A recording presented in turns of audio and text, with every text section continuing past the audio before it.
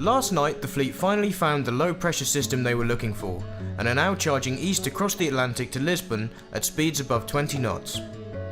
It's Ian Walker's Abu Dhabi Ocean Racing who are really making their mark on leg 7.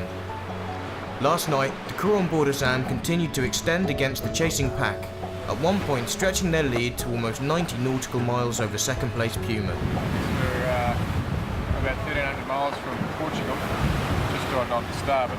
We've got a front approaching from behind, but it's going to be southwest, and a bit more of a southerly. We've got the rest of the pack of dogs to weather. We'll pick up this angle. We've got Sanya and Puma behind us. Team Sanya have been making the biggest gains this past 24 hours.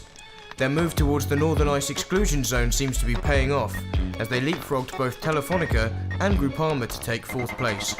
News just came through that we took 20 miles out of sort of the bunch down to the south of us here, which is always good for the morale. We've passed Groupama on the leaderboard, so that always makes the Team Sanya feel good not to be in last place. We've had a glamour day sailing. This front's coming in from behind us. We've been sailing in 12 to 14 knots all day, running downwind. We're just starting to see 16 to 18, and by midnight tonight we should have 20 plus.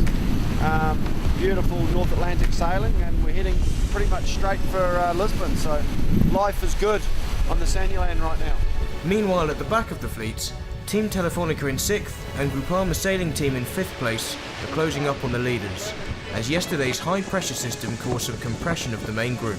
On quitte un anticyclone pour entrer dans un système perturbé. We're leaving the high pressure to enter a disturbed system of west-southwesterly, in front of a low pressure which comes from the west and goes to Europe. It'll take us and allows us to reach Lisbon, or almost Lisbon. Pas tout à fait Lisbonne, mais les environs de Lisbonne. And finding the low pressure system isn't all they've got to be pleased about. Yeah! Yeah! It's a great day for Sweden today. Fantastic. We won the Eurovision Song Contest. Again. Number 1. 10 points, Sweden. They punished us. We have to grind for the rest of the trip now. And it's definitely worth it. Telefonica, now within sight of Groupama, are also pleased to be making good progress. Big day on the water, lovely day on the water, and the sun's been out.